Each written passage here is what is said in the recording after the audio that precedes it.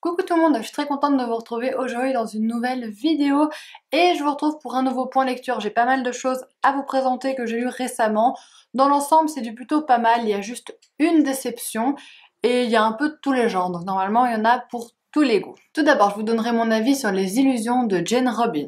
Puis je vous parlerai de L'Attentat de Yasmina Khadra. Ensuite, je vous dirai ce que j'ai pensé de Par un matin d'automne de Robert Goddard. J'enchaînerai avec mon avis sur Vera et autres contes cruels de Villiers de l'île Adam. Et enfin, je vous parlerai brièvement de cet album des contes de Grimm. On commence tout de suite avec Les Illusions de Jane Robbins. Ici, on est dans du thriller. C'est un thriller qui m'a été envoyé par les éditions Sonatine, que je remercie d'ailleurs pour l'envoi du livre. Dans ce livre-ci, on va suivre l'histoire de deux sœurs, Callie et Tilda. Callie, ça a toujours été une fille un petit peu jalouse de sa sœur, elle a toujours été extrêmement admirative, mais elle est dans une admiration très particulière pour sa sœur.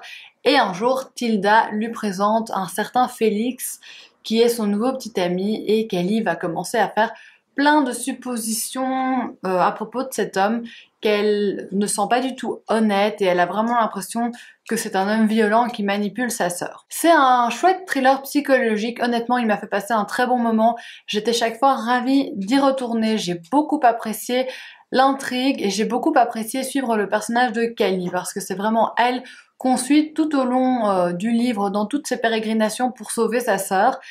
Callie, c'est une héroïne vraiment très atypique. C'est vraiment une héroïne un peu barrée et un peu barjot.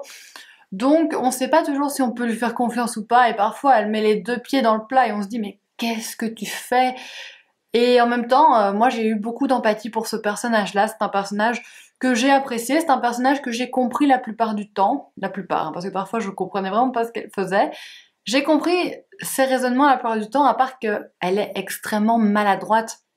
Donc chaque fois elle essaye d'aider sa sœur, mais de manière tellement malhabile que forcément elle se confronte tout le temps à un mur. Jusqu'au bout, je me suis demandé comment tout ça allait se dénouer, quelle allait être vraiment la fin de cette histoire. La fin, c'est peut-être ce qui m'a le moins plu dans le livre. Bon, c'est un peu dommage pour un thriller, vous allez me dire. Je m'attendais pas à une fin pareille dans ce livre-ci, et quand je l'ai eu, je me suis juste un petit peu dit « Ah, bon, ok ». Mais sinon, c'est un thriller qui pour moi a du rythme, qui est vraiment agréable à lire.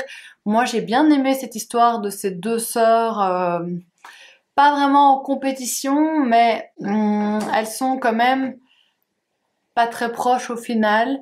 Callie rêve d'être proche de sa sœur, Tilda elle repousse un petit peu Callie, et elles sont toujours...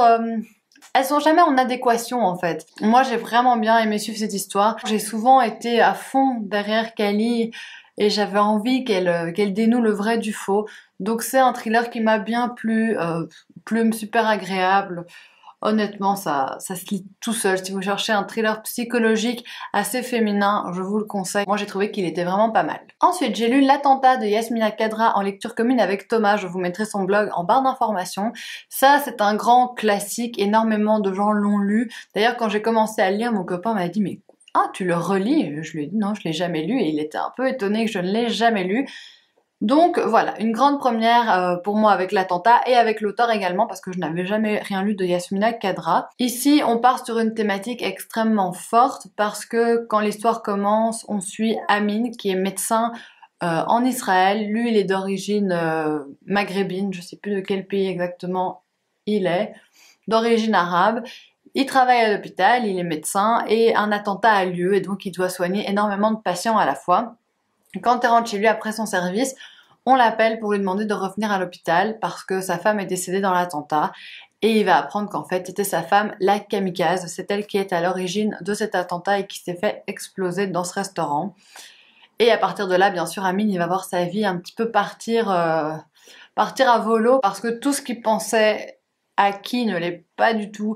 Toutes ses certitudes volent un petit peu en éclats et forcément sa vie est extrêmement chamboulée. J'ai beaucoup aimé le début de ce roman. J'ai trouvé qu'il y avait beaucoup de rythme. On est pris dans ce tourbillon avec Amin qui doit soigner tellement de patients et puis bam, le coup près tombe, c'est sa femme, l'assassin, c'est sa femme qui est à l'origine de tout ça. J'ai vraiment aimé parce qu'on est pris de tellement d'empathie pour Amin. On se dit tellement mais comment moi je réagirais à sa place, comment moi est-ce que je pourrais me retrouver dans une situation pareille.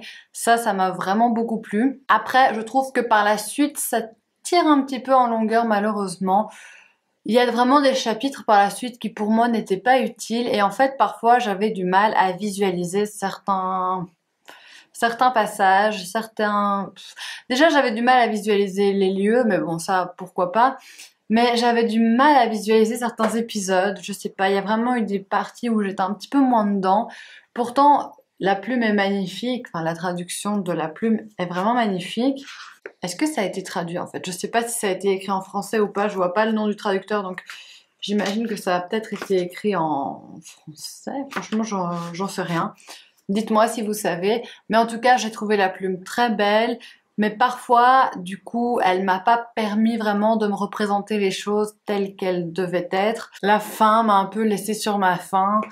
Mais c'est vraiment un excellent livre parce qu'il peut que résonner en nous, surtout avec tout ce qui peut se passer pour l'instant à ce niveau-là dans notre société. Mais du coup, ça n'a que plus de répercussions encore en nous, ça n'a que plus d'écho encore en nous aujourd'hui malheureusement. Je crois qu'on peut pas rester insensible à ce genre de lecture. Donc même si j'y ai trouvé des petites longueurs, des petits défauts, c'est une lecture percutante, c'est une lecture profondément marquante et je pense que personne ne resterait insensible face à une telle histoire. Je trouve ça intéressant de comprendre comment ce cheminement peut se faire dans la tête de quelqu'un, comment il peut se faire embrigader pour arriver à commettre de tels actes. C'est vraiment des réflexions que je trouve passionnantes. Ici, c'est un livre qui m'a qu'à moitié passionnée. Par certains aspects, je l'ai trouvé très bien maîtrisé. Par d'autres, j'ai un petit peu moins accroché, malheureusement. Les 3 derniers livres que je vais vous présenter, dont je vais vous parler, font partie de ma palle du Pumpkin Autumn Challenge. Donc, je la fais un petit peu baisser, c'est pas plus mal. Le premier, je vous en ai brièvement parlé dans ma dernière vidéo, c'est Par un matin d'automne de Robert Goddard que j'ai lu en lecture commune avec Perrine de la chaîne YouTube Les Lectures de Millefeuille. Je vous mettrai sa chaîne en barre d'informations. Ici, on est dans une histoire de famille, de secret de famille. À la fin des années 1900, une femme, Léonora, avoue à sa fille qu'en fait, elle a, pendant toute sa vie, un petit peu cherché qui était son vrai père, parce qu'elle a appris que son père était décédé pendant la Première Guerre mondiale et elle a été conçue quelques mois après la mort de son père. La date de mort de son père et sa date de naissance à elle ne coïncident pas. Et donc, on va suivre un petit peu toutes les recherches qu'elle a pu faire pour comprendre qui était vraiment son père et quelle est vraiment son histoire, parce que sa mère était morte quelques mois après sa naissance. Donc, elle n'avait que des points d'interrogation sur sa naissance, sur sa toute petite enfance. Et c'est à ça que ce livre va répondre. Dans ce livre, on est typiquement dans une ambiance secrète famille. On est dans une grande maison en Angleterre, un peu dans un huis clos avec certains personnages. Chacun a un petit peu ses secrets, ne veut pas les révéler, ne veut pas que ça se sache, mais on va percer un petit peu tous les mystères et nous, on va finir par être au courant de tout. Ça, c'est un des points forts du livre, c'est qu'il distille plein de secrets différents et chacun va trouver véritablement sa réponse à la fin. Ça m'a bien plu parce que je trouve qu'il n'y a rien de pire que les romans de secrets de famille avec un gros suspense où à la fin, en fait, on sait pas tout. Il y a encore des points d'interrogation où le lecteur doit se faire certaines représentations par lui-même, blablabla, tout ça.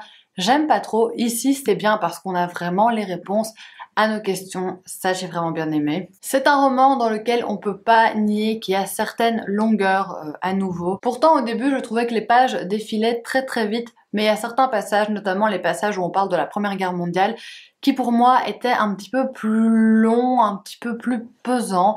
Sinon, de manière générale, le rythme est quand même assez sympa. Surtout, vous êtes tenu en haleine par ces fameux secrets qui doivent être révélés à la fin. Donc vous avez quand même envie de tourner les pages. Une petite autre chose qui m'a gênée, c'est que j'ai trouvé certains personnages pas assez nuancés. C'est-à-dire qu'on a vraiment les schémas classiques des personnages. On a la super méchante, la super gentille, pure et innocente. Et ça, c'est vraiment 2 personnages qui n'ont pas beaucoup de relief à mon sens. Après, heureusement, il y a d'autres personnages plus nuancés, plus contrastés, qui viennent un peu contrebalancer tout ça. Mais j'ai vraiment trouvé qu'il y avait 2 personnages un peu caricaturaux, ces 2 personnages féminins. Jusqu'au bout, ils restent dans les mêmes rails, ils changent jamais, Il n'y a jamais une petite nuance dans leur personnalité. Ça, c'est un petit peu dommage. Moi qui suis une grosse fan de tout ce qui est secret de famille, j'ai apprécié ma lecture, mais je suis sûre qu'elle va pas rester dans ma mémoire pendant très longtemps non plus. C'était sympa. Après, rien de transcendant à mon sens.